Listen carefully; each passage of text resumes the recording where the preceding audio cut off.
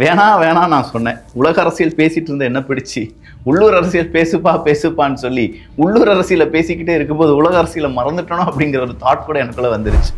Iran, America, Israel இந்த போரினுடைய முடிவு தான் என்ன அப்படின்னு கேட்டால், இன்னைக்கு தாங்க ஒரு கிளியர் பிக்சரை அமெரிக்கா கொடுத்துருக்காங்க. அடுத்த வாரம் நான் சீனாவுக்கு போகிறேன்ப்பா, சீனாவுக்கு போகிறதுக்கு முன்னாடி ஏதாவது நல்ல செய்தி உங்களுக்கு கொடுத்துட்டு தான் போவேன் அப்படின்னு சொல்லி ட்ரம்ப் அவர்கள் சொன்னதுனால என்னவோ ஆயில் மார்க்கெட் சடன்னு கீழே விழுகுது, ஈக்விட்டி மார்க்கெட் சடன்னு மேலே போகுது. இது எல்லாத்தையும் பார்க்கும்போது அப்பா போர் நிற்க போகுதுப்பா அப்படிங்கிற மாதிரி ஒரு தோன்றல் உங்களுக்குள் வரலாம். அப்படின்னா அவங்களுடைய ஆப்ரேஷன் எபிக் ஃபியூரி எல்லாத்தையுமே முடிச்சிட்டாங்களா, நேவல் ப்ளோக்கேட் அப்படிங்கிறத நிப்பாட்டிட்டாங்களா அப்படின்னு கேட்டால் அதை சொல்கிறதுக்கு தான் இந்த வீடியோ. எல்லாரும் நல்லா பார்ப்பீங்கன்னு நான் நம்புகிறேன். அன்பு தமிழஞ்சங்களுக்கு தமிழ் பொக்கிஷத்தின் வணக்கங்கள்.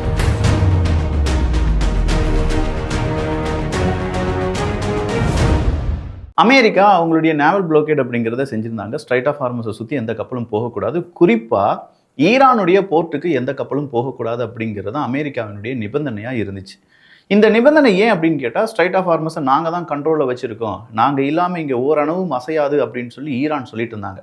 அது என்ன ஓரணுவும் அசையாது, நான் வந்து அதையும் அசைய விட மாட்டேன் அப்படின்னு சொல்லி அமெரிக்கா செகண்ட் லேயர் ப்ரொடெக்ஷன் அப்படிங்கிற மாதிரி செகண்ட் லேயராக நாங்கள் தான் இதை கண்ட்ரோல் பண்ணுறோம் அப்படின்னு சொல்லி என்ன செஞ்சாங்க, அவங்களுடைய நேவல் ப்ளோக்கேட் அப்படிங்கிறத செஞ்சுருந்தாங்க. இந்த நேவல் ப்ளோக்கேட் காரணமாக ஈரானுடைய பல கப்பலும் அவங்களுடைய துறைமுகத்துக்கு போகாமல் ஈரான் நட்பு நாடுகள், ஈரானுடைய பிஸ்னஸ் பார்ட்னர்ஸ் யாராலையுமே அந்த போர்ட்டு பக்கம் போக முடியாத நிலைமை வந்துச்சு. பேச்சுவார்த்தை தோல்வி சக்ஸஸ் அப்படின்னு சொல்லி மாற்றி இங்கே எல்லாத்துலேயுமே பிரச்சனைகள் ஓடிட்டு இருக்கக்கூடிய நேரத்தில் தான் திடுதிப்புன்னு 2 நாடுகள் யூகே மற்றும் பிரான்ஸ் நாங்கள் ஸ்ட்ரைட் ஆஃப் ஹார்மஸை திறக்க போகிறோம் அப்படின்னு சொல்லி அவங்க என்ன செஞ்சாங்க, ஒரு இன்டர்நேஷனல் சம்மிட் அப்படிங்கிறதெல்லாம் கூட்டி ஒரு 30 நாடுகளையும் சேர்த்து வச்சு ஒரு பெரிய பிளான்லாம் போட்டுட்டு இருந்தாங்க. இதில் தான் ஒரு ட்விஸ்ட் வந்துச்சு. அந்த ட்விஸ்ட் என்ன அப்படின்னு பார்த்தா, இன்னைக்கு யுனைடெட் அரப் எமிரேட்ஸ் மேலே 10 மிசைலை ஏவி விட்டாங்க ஈரான் அப்படின்னு சொல்லக்கூடிய ட்விஸ்ட் தான். அப்போ இன்னைக்கு ஒரு யுத்தம் நடந்துட்டு தான் இருக்கான்னு கேட்டால் எஸ். அப்போ 4 நிமிஷம் 2 நிமிஷமாக பேசினது எல்லாமே நடந்துக்கிட்டே இருந்தது, இப்போதும் நடந்துக்கிட்டே இருக்கு. அப்போ கடைசி அமெரிக்காவினுடைய அதிபர் டொனால்டு ட்ரம்ப் அவர்கள் என்னதான் சொல்லியிருக்காரு அப்படின்னு கேட்டால், as per the Pakistan request, எங்களுக்கு ஒரு ரிக்வெஸ்ட் பாகிஸ்தான்லேருந்து வந்துச்சு, அந்த ரிக்வெஸ்ட் பேஸ்டாக நாங்கள் என்ன செய்கிறோம், எங்களுடைய நேவல் ப்ளோக்கேட் அப்படிங்கிறத நிறுத்துகிறோம், தற்காலிகமாக நிறுத்துகிறோம் அப்படிங்கிறது தான். இல்லை சார், தற்காலிகமாக நிறுத்துகிறோம் அப்படின்னு சொல்கிறதுக்கான அர்த்தம் என்ன அப்படின்னு கேட்டால், இல்லை இப்போதைக்கு நாங்கள் வந்து எந்த கப்பல் வேணாலும் அனுமதிக்கிறதுக்கான வாய்ப்புகளை ஏற்படுத்துகிறோம், இதுக்கு மேலே ஈரான் எடுக்கக்கூடிய முடிவுகள் தான் அப்படின்னு சொல்கிறாங்க. ஈரான் என்ன மாதிரியான முடிவுகள் எடுக்க போகிறாங்க அப்படின்னு கேட்டால், இப்போ தான் அமெரிக்கா பாஸ் பண்ணிட்டாங்களே, அவங்களுடைய நேவல் ப்ளோக்கேடை அமெரிக்கா பாஸ் பண்ணிட்டாங்களே அப்படின்னு சொல்லும்போது இதை வரவேற்கக்கூடிய நாடுகள் ரொம்ப பெரிய அளவில் இதை சிலாகித்து அவங்களுடைய ஊடகங்களில் பேசிகிட்டு இருக்காங்க. அதுலேயும் குறிப்பாக பாகிஸ்தான், எப்பா அமெரிக்கா இப்படி ஒரு ரிலீஃபை நமக்கு கொடுத்துட்டாங்க, இந்த ரிலீஃப் அப்படிங்கிறது உலக நாடுகளுக்கு பெரிய வரப்பிரசாதம் மாதிரி, எனவே 2 பக்கமும் இதற்கான சுமூகமான பேச்சுவார்த்தைகள் நடந்து இது உடனடியாக திறக்கப்பட வேண்டும் அப்படின்னு சொல்கிறாங்க. ஈரானை பொறுத்த வரைக்கும் அமெரிக்காவினுடைய இந்த நடவடிக்கை எதுக்காக அப்படிங்கிறத ஈரான் இன்னும் கண்டுபிடிக்கவே இல்லை. அதுக்கு முன்னாடி அமெரிக்கா என்ன செஞ்சாங்க, ஐநா சபையிட்ட போய் நீங்கள் தான் இந்த ஃப்ரீ நேவிகேஷன்ஸுக்கு எல்லாத்தையுமே சப்போர்ட் பண்ணி கொடுக்கணும் அப்படின்னு சொன்னாங்க. உடனடியாக ஐநா சபைக்கு எதிராக ஈரான் சொல்கிறாங்க, யுத்தமே முடியலை, நீங்கள் பாட்டுக்கு உள்ளே வந்து ஃப்ரீ நேவிகேஷன்ஸ்க்கு நீங்கள் தான் சப்போர்ட் கொடுக்கணும் அப்படின்னு சொல்கிறதெல்லாம் எங்களால் ஏற்றுக்கிட முடியாது அப்படின்னு சொல்கிறாங்க. ஸோ அமெரிக்காவினுடைய டிஃபென்ஸ் செக்ரட்டரி பீட் ஹெக்ஸெட் அவர்கள் என்ன சொல்கிறாங்கன்னு சொல்லி பார்த்தா, ஆப்ரேஷன் எபிக் ஃபியூரி அப்படிங்கிறது முடிந்து ப்ராஜெக்ட் ஃப்ரீடம் அப்படிங்கிறத நாங்கள் ஆரம்பிச்சிட்டோம். ஸோ ஆப்ரேஷன் எபிக் ஃபியூரி அப்படியே டிரான்சிஸ்ட் ஆகி எங்கே வந்துருச்சு, ப்ராஜெக்ட் ஃப்ரீடத்துக்கு வந்துருச்சு. இந்த ப்ராஜெக்ட் ஃப்ரீடம் அப்படின்னு சொல்கிறது எல்லா கப்பலும் அங்கங்கே போகிறது தான், ஸ்ட்ரைட் ஆஃப் ஹார்மஸ் திறக்கப்படுவது தான் அப்படின்னு சொல்லிட்டாங்க. அப்போ ஸ்ட்ரைட் ஆஃப் ஹார்மஸ் திறக்கப்படுகிறது என்றால் யுத்தம் முடிவடைந்து விட்டது என்பதுதான் அர்த்தம். அப்போ முடிவடைவதற்கு அமெரிக்காவுக்கும் ஈரானுக்கும் இடையே ஒப்பந்தம் அப்படிங்கிறது ஏற்பட வேண்டும் அல்லவா. ஃபைனல் டிராஃப்டை ஈரான் வாசித்து கொண்டிருக்கிறார்கள், சீக்கிரமாக அதற்கான முடிவுகளை எடுப்பாங்க அப்படின்னு சொல்லி அமெரிக்கா சொல்ல, அமெரிக்காவினுடைய அதிபர் டொனால்டு ட்ரம்ப் அவர்கள் நான் சீனாவுக்கு பயணத்தை மேற்கொள்ள போகிறேன் வர்ற வாரத்தில், அதுக்கு முன்னாடியே பேச்சுவார்த்தை அப்படிங்கிறது முடிந்து சுமூகமான ஒரு ரிசல்ட் அப்படிங்கிறது உங்ககிட்ட கொடுத்துருவேன், நல்ல ரிசல்ட்டாக இருக்கும், உலக நாடுகள் அதை கொண்டாட போறீங்க அப்படின்னு சொல்லியிருக்கார். அப்போ வெஸ்ட் ஏஷியாவில் இப்போ இருக்கக்கூடிய பிரச்சனைகள் அப்படிங்கிறது எல்லாத்தையுமே கொஞ்சம் கொஞ்சமாக நீங்கள் முழுவதுமாகவே ஓவர் கம் பண்ணணும். இந்த அமைதி அப்படிங்கிறது மறுபடியும் உருவாக வேண்டும் அப்படின்னு சொல்கிற செய்தியை இன்னைக்கு சீன அமைப்புகளும் சீன நிறுவனங்களும் அவங்களுடைய செய்தி ஊடகங்களில் சொல்லியிருக்காங்க. பட் ஈரான் என்ன சொல்லியிருக்காங்க அப்படின்னு கேட்டால், நாங்கள் ஒரு சூப்பர் பவர் நாடாக மாறிட்டோம் அப்படின்னு சொல்கிறாங்க. ஈரான் ஒரு சூப்பர் பவர் நாடா அப்படின்னு கேட்டதற்கு எஸ், நாங்கள் ஒரு சூப்பர் பவர் நாடு தான். ஏன்னா 2 அணு ஆயுதம் இருக்கக்கூடிய நாடுகளை எதிர்த்து நாங்கள் போராடி இருக்கோம். அப்படி போராடினதோடு மட்டும் இல்லாமல் நாங்கள் வெற்றி அடைந்திருக்கிறோம். அப்போ 2 அணு ஆயுதங்கள் இருக்கக்கூடிய நாடு அப்படின்னு கேட்டால், ஒன்று அமெரிக்கா, இன்னொன்று இஸ்ரேல். எஸ், இஸ்ரேல்கிட்ட அணு ஆயுதம் இருக்குது, அமெரிக்காட்ட அணு ஆயுதம் இருக்குது. இந்த 2 நாடுகள் சேர்ந்து ஈரானை அடிக்கல, ஈரானை வந்து ரொம்ப பெரிய அளவில் மிரட்டி பார்த்தாங்க, ஒன்றும் முடியலை. கடைசியாக ஈரான்கிட்ட நேவல் ப்ளோக்கேட் அப்படின்னு சொல்லி மறைமுகமாக ஏதாவது உருட்டிலாம் பார்த்தாங்க, எதுவுமே நடக்காமல் ஈரான்கிட்ட இப்போது தோல்வியை ஒப்புக்கொண்டு இருக்கிறார்கள் அப்படிங்கிறத ஈரான் சொல்ல ஆரம்பிச்சிருக்காங்க. அப்படி பார்த்தா உண்மையிலேயே ஈரான் ஒரு சூப்பர் பவர் நாடு தான். ஏன்னா 2 அணு ஆயுத நாடுகள் மிரட்டியும் அடிபணியாமல் நாங்களும் சண்டைக்கு வரோம் அப்படின்னு சொல்லி இதனால் வரையிலும் அதில் எந்த விதமான காம்ப்ரமைஸும் இல்லாமல் அந்த சண்டையை நிவர்த்தி செய்யாமல் அப்படியே தொடர்ந்து கொண்டிருக்கிறார்கள் ஈரான் அப்படிங்கிறது நமக்கு மாற்றுக்கருத்துலாம் கிடையாது. ஸோ அமெரிக்காவினுடைய ஹார்மஸ் ரெசல்யூஷன் அப்படிங்கிற இந்த ரெசல்யூஷனை இப்போ ஈரான் ரிஜெக்ட் பண்ண சொல்லியிருக்காங்க. ஐநா சபை அதை ரிஜெக்ட் பண்ணுவாங்களா இல்லையா அப்படிங்கிறது ஒரு பெரும் கேள்வியாக மாறி நிற்கிறது.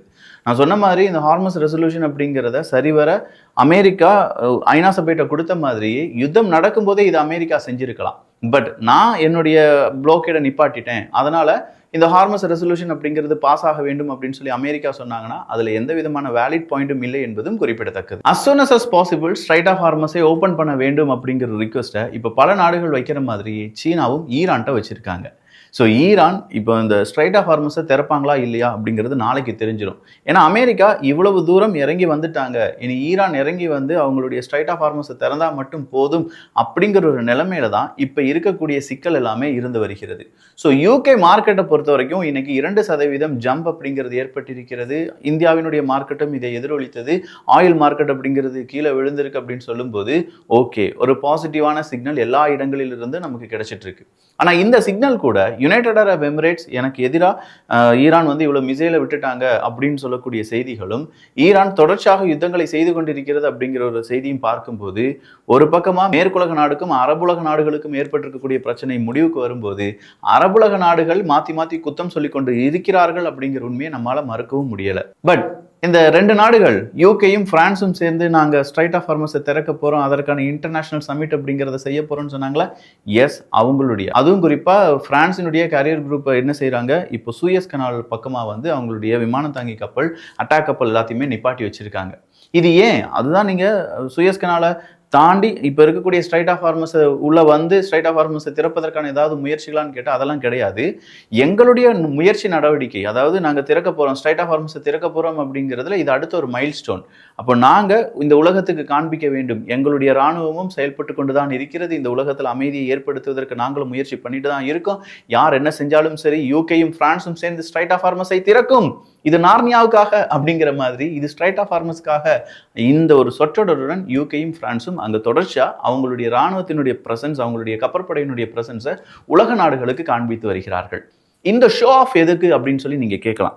பொதுவாக உலக அரசியல் அப்படின்னு சொல்கிறது அமெரிக்கா பேஸ்டாக, அமெரிக்கா சொல்கிறது மட்டும் வெளி உலகத்துக்கு தெரிகிற மாதிரி இருக்கும் பட்சத்தில் எங்களுடைய குரல் எதுவுமே வெளியில் வரமாட்டுக்கு அப்படிங்கிறத பல நேரங்களில் ஐரோப்பிய நாடுகள் சொல்லிட்டு வராங்க. ஸோ அதே மாதிரியான பிரச்சனை இந்த அரபுலக நாடுகள், அவங்க அரபுலகத்துக்கும் அமெரிக்காவுக்கும் இடையே நடக்கக்கூடிய பேச்சுவார்த்தையில் மேற்கத்திய நாடுகளை மதிக்கவே மாட்டாங்க. அப்படி ஒரு ஸ்டாண்ட் இனிமேல் இருக்கக்கூடாது. ஏன் அமெரிக்கா மட்டும், ஏன் நாங்களாம் இல்லையா, உலக அரசியலில் நாங்களும் இருக்கோம் அப்படிங்கிறத ப்ரூவ் பண்ணுறதுக்காக தான் யூகேயும் பிரான்ஸும் சேர்ந்து பல நடவடிக்கையில் ஈடுபட்டு இருக்காங்க. எது எப்படி இருந்தாலும் ஸ்ட்ரைட் ஆஃப் ஹார்மஸ் அப்படிங்கிறதுக்கான நேவல் ப்ளோக்கேடை அமெரிக்கா கொஞ்சமாக நிவர்த்தி செஞ்சுருக்காங்க, பாஸ் பண்ணியிருக்காங்க. ஈரான் பேச்சுவார்த்தைக்கு கொஞ்சம் இறங்கி வந்திருக்காங்க அப்படின்னு சொல்கிறாங்க. சீனாவினுடைய பயணத்துக்கு முன்பாக நல்ல செய்தி கிடைக்கும் அப்படின்னு சொல்லி ட்ரம்ப் அவர்கள் சொல்லியிருக்காங்க. அமெரிக்காவினுடைய ஹார்மஸ் ரெசல்யூஷன் அப்படிங்கிறத ரிஜெக்ட் பண்ண வேண்டும் என்று ஈரான் ஒரு பக்கமாக அவங்களுடைய கருத்துக்களை ஐநா சபைக்கு சொல்லியிருக்காங்க.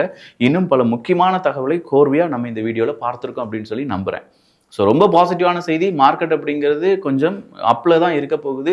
எனவே நல்ல செய்திகள் வர்றதுக்கான வாய்ப்புகள் அடுத்த ஓரிரு தினங்களில் பிரகாசமாக இருக்க போகிறது. அது என்ன அப்படிங்கிறதெல்லாம் தமிழ் பொக்கிஷத்தில் பார்த்துடலாம். ஸோ இந்த ஒரு காணொலி பற்றி உங்களுடைய கருத்துக்கள் இங்கே வரவேற்கப்படுகின்றன. எல்லோரும் தமிழ் பொக்கிஷத்தில் இணைந்திருங்கள். நல்லதை பகிர்ந்து நல்ல சமுதாயத்தை உருவாக்குவோம். நன்றி, வணக்கம்.